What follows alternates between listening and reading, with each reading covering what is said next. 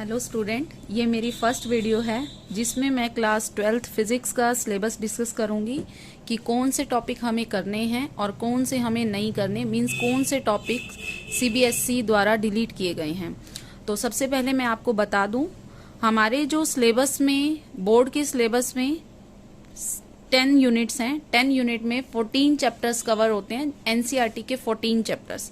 तो यूनिट 1 के अंदर हमारे 2 चैप्टर कवर हैं, जैसे कि चैप्टर 1 है electric charge and field, and chapter 2 है एनसीईआरटी का चैप्टर 2 जो कि यूनिट 1 में ही आएगा, इलेक्ट्रोस्टैटिक पोटेंशियल एंड कैपेसिटेंस। तो हम जो है 1 बाय 1 टॉपिक डिस्कस करेंगे कि कौन से टॉपिक में और कितना हमें करना है।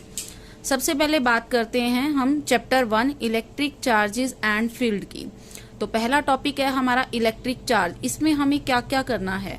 सबसे पहले हमें देखना है कि इलेक्ट्रिक चार्ज होता क्या है, फिर हमें करनी है इसकी प्रॉपर्टीज। इसकी 4 और 5 प्रॉपर्टीज हैं, हमें वो प्रॉपर्टीज करनी है। और नेक्स्ट हमें करना है टाइप ऑफ चार्जेस, यानी इसके अंदर हमारे 3 पार्ट कवर हो रहे हैं। नेक्स्ट है हमारा कंजर्वेशन ऑफ चार्ज, हमें कंजर्वेशन ऑफ चार्ज को समझाना होगा और इसका एग्जाम्पल देना होगा। थर्ड टॉपिक आता है हमारा Coulomb's law force between 2 point charge. ये हमें कूलम्स लॉ करना है, सिंपल भी करना है और वेक्टर फॉर्म में भी करना है। नेक्स्ट है हमारा फोर्स बिटवीन मल्टीपल चार्जेस, हमें मल्टीपल चार्जेस को लेते हुए फोर्स का एक्सप्रेशन को बताना है, जनरल फॉर्मूला देना है। सुपरपोजिशन प्रिंसिपल, एक चार्ज को लेकर उस पर नेट टोटल कितना फोर्स बना है, हमें सुपरपोजिशन प्रिंसिपल उसके ऊपर अप्लाई करके दिखाना है। And next is continuous charge distribution, जो कि हमारे 3 टाइप्स के होते हैं, वो हमें डिस्क्राइब करने हैं। Linear charge density, surface charge density and volume charge density. Next electric field, electric field की जिसमें हम डेफिनेशन करेंगे। Electric field due to point charge, जिसका हमें डेरिवेशन करके दिखाना है, E is equal to 1/4 pi epsilon naught Q by R square. Next electric field lines, जिसमें हमें डेफिनेशंस बतानी है, इलेक्ट्रिक फील्ड लाइंस की प्रॉपर्टीज बतानी है और electric field line positive charge के लिए कैसी होती है, नेगेटिव चार्ज के लिए कैसे होती है, डायपोल के लिए कैसे होती है, वो हमें ड्रॉ करके दिखानी है। इलेक्ट्रिक डायपोल, इलेक्ट्रिक डायपोल क्या होता है, इलेक्ट्रिक डायपोल मूवमेंट का क्या फॉर्मूला है, ये दोनों टॉपिक कवर होंगे इसमें। Electric field due to dipole, electric field का हमें एक्सप्रेशन बताना है डायपोल के लिए।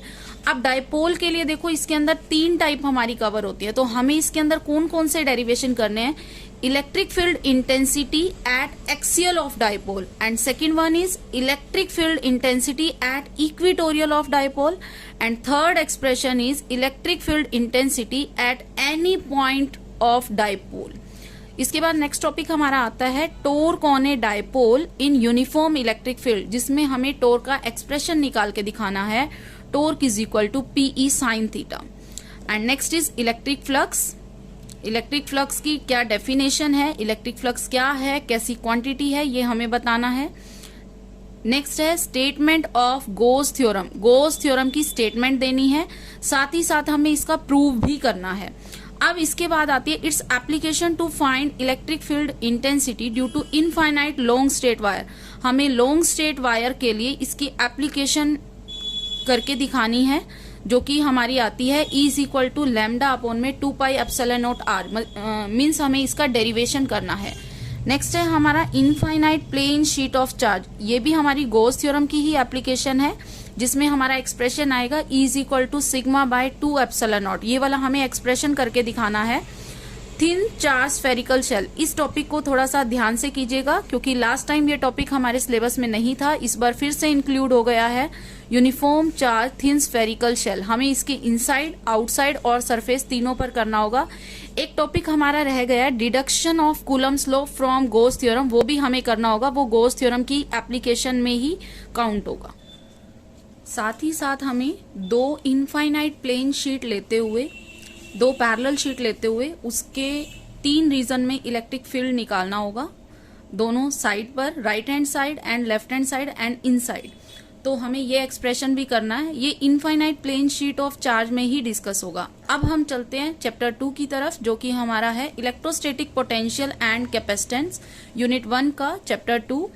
इसके अंदर सबसे पहले हमें करना है इलेक्ट्रिक पोटेंशियल क्या होता है, इलेक्ट्रिक पोटेंशियल डिफरेंस क्या होता है, और दोनों का जो है हमें पॉइंट चार्ज के लिए डेरिवेशन करना है, जो कि हमारा थर्ड टॉपिक है, electric potential due to point charge. इसके लिए हमें एक्सप्रेशन करना है जिसमें हमारा V is equal to 1/4πε0r, ये हमारा फॉर्मूला आएगा, ये हमें एक्सप्रेशन करना होगा।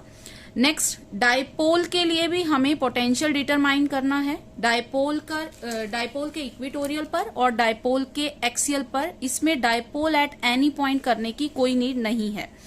नेक्स्ट, हमें सिस्टम ऑफ चार्जेस के लिए इलेक्ट्रिक पोटेंशियल निकालनी है, जनरल फॉर्मूले से भी, जो कि हम कर सकते हैं। इलेक्ट्रोपोटेंशियल सरफेस, इलेक्ट्रोपोटेंशियल सरफेस क्या होता है, इसकी क्या प्रॉपर्टीज हैं, और इलेक्ट्रोपोटेंशियल सरफेस हमें ड्रॉ करने भी आने चाहिए। पॉजिटिव चार्ज के लिए, नेगेटिव चार्ज के लिए, डायपोल के लिए 2 पॉजिटिव चार्ज डिस्टेंस पर रखे हुए हैं, उसके लिए भी आना चाहिए। साथ ही साथ uniform electric field x direction में है, एक्स डायरेक्शन में जो है हमारा इलेक्ट्रिक फील्ड कंटिन्यूसली इंक्रीज हो रहा है, तो हमें इसके लिए भी इलेक्ट्रोपोटेंशियल सरफेस ड्रॉ करने आने चाहिए। ये एक्स डायरेक्शन की जगह वो जेड भी दे सकता है। Next, electric potential energy of a system of 2 point charge, 2 point charges के लिए हमें इलेक्ट्रिक पोटेंशियल एनर्जी का जो है फॉर्मूला करके दिखाना है derive. And next topic is for electric dipole, electric potential energy for electric dipole, यानी जिसके अंदर हमें डेरिवेशन करना होगा U is equal to -PE cos theta. Next हमारा है कंडक्टर्स, कंडक्टर्स की डेफिनेशन, इंसुलेटर की डेफिनेशन, फ्री चार्जेस क्या होते हैं, बाउंड चार्जेस क्या होते हैं कंडक्टर के अंदर, डाइलेक्ट्रिक क्या होते हैं, इलेक्ट्रिक पोलराइजेशन, पोलराइजेशन फिनोमिना क्या होता है और किस टाइप से किया जाता है। इसके बाद कैपेसिटर क्या होते हैं, कैपेसिटेंस क्या होते हैं, combination of capacitor in series, यानी हमें इसका एक्सप्रेशन करना है C is equal to C1 C2 upon में C1 प्लस C2, ऐसे ही पैरेलल में C is equal to C1 plus C2, ये हमें डेरिवेशन करके दिखाना होगा। Capacitance of parallel plate capacitor with and without dielectric medium between the plates. अब देखिए यहां पर बात हो रही है पैरेलल प्लेट कैपेसिटर की, यानी C is equal to A∈0D, ठीक है। अब वो कह रहा है विद डाइलेक्ट्रिक मीडियम, तो हमें एक एक्सप्रेशन करना है, विद डाइलेक्ट्रिक वाले में हो जाएगा C is equal to KA∈0/D, ये हो गया विद, और विदाउट वाले में हो गया A∈0/D, यानी ये दोनों हो गए हमारे विद और विदाउट। लेकिन यहाँ पर ऐसा नहीं बोला गया है कि हम पार्शियली फील्ड डाइलेक्ट्रिक वाला नहीं करेंगे, तो यानी हमें वो भी करना है जिसमें हम डाइलेक्ट्रिक को पार्शियली फील्ड लेते हैं, तो हमें वो डेरिवेशन भी करना है। ओवरऑल इस टॉपिक में हमारे 3 डेरिवेशन कवर हो रहे हैं। नेक्स्ट है हमारा energy stored in a capacitor, यानी हमें एनर्जी स्टोर्ड के लिए डेरिवेशन नहीं करना, यहाँ साफ साफ लिखा है no derivation, formula only. Half CV² के लिए हमें फॉर्मूला डिराइव नहीं करना। इसके बाद नेक्स्ट आता है, हमने 2 कैपेसिटर को है एक वायर के थ्रू कनेक्ट कर रखा है, लॉस ऑफ एनर्जी, तो हम एक बार वो टॉपिक भी देख लेंगे, क्योंकि ऐसा मेंशन नहीं है कि वो टॉपिक हमें नहीं करना, तो वो एक इम्पोर्टेंट टॉपिक बनता है, तो हमें साथ ही साथ वो टॉपिक भी डिस्कस करना होगा।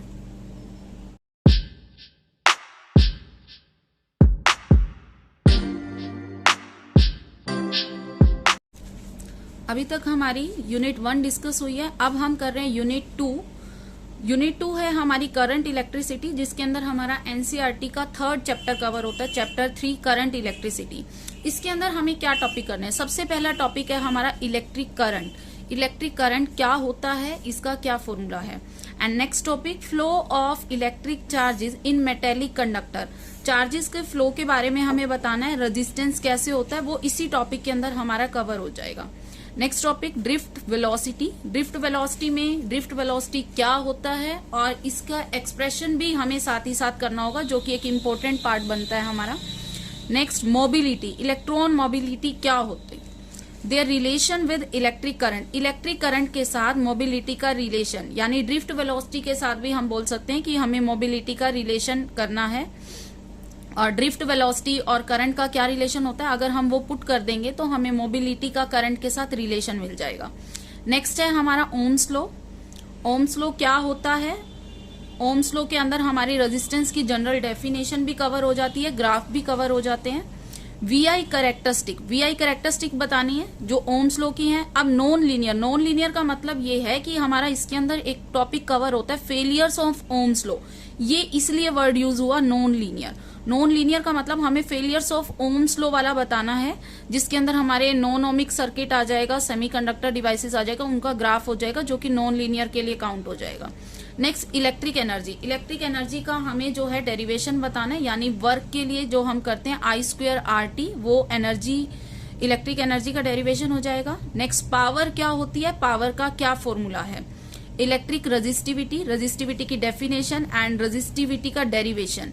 कंडक्टिविटी क्या होती है, टेम्परेचर डिपेंडेंस ऑफ रेजिस्टेंस। अब ये जो है इसका भी हमारा डेरिवेशन है, जिसको हम अल्फा से डिनोट करते हैं टेम्परेचर कॉफिशिएंट को। टेम्परेचर कॉफिशिएंट होता है हमारा alpha is equal to R2 minus R1 upon में R1 T2 माइनस T1। ये वाला डेरिवेशन होगा टेम्परेचर डिपेंडेंस ऑफ रेजिस्टेंस के अंदर। Next is internal resistance of a cell का इंटरनल रेजिस्टेंस क्या होता है।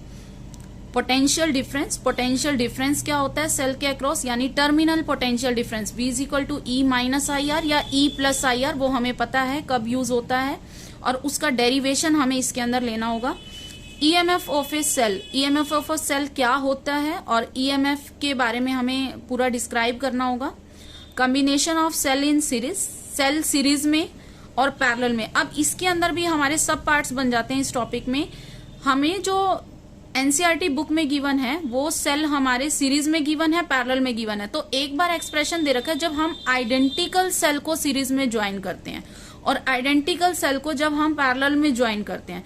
ऐसे ही फिर हमारा आ जाता है इसके बाद आइडेंटिकल सेल को सीरीज में कंबाइन करते हैं, पैरेलल में ज्वाइन करते हैं, और नेक्स्ट आ जाता है मिक्स्ड ग्रुपिंग, वो भी इसी का पार्ट है।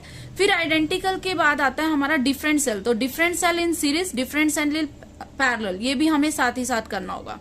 Next Kirchhoff rule first rule है और हमारा सेकेंड रूल है जो कि इंपॉर्टेंट है और इसके न्यूमेरिकल भी आते हैं।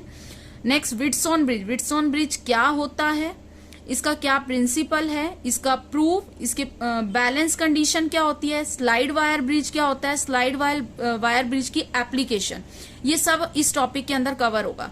स्लाइड वायर ब्रिज की एप्लीकेशन, अननोन रेजिस्टेंस निकालने के लिए, रेजिस्टिविटी निकालने के लिए, दो अननोन रेजिस्टेंस को कंपेयर करने के लिए, टेम्परेचर कॉफिशिएंट निकालने के लिए, ये 4 एप्लीकेशन हमारी इसके अंदर कवर हो जाएंगी, 4 एप्लीकेशन कवर होंगी। इसके बाद हमारा एक टॉपिक होता था पोटेंशियोमीटर, जो कि इस बार सिलेबस में नहीं है, वो इस बार जो है सीबीएसई के द्वारा रिमूव कर दिया गया है वो टॉपिक भी। तो ये थी हमारे यूनिट 2। तो यूनिट 1 और यूनिट 2 हम अच्छे से डिस्कस कर चुके हैं कि हमें क्या करना है और क्या नहीं करना।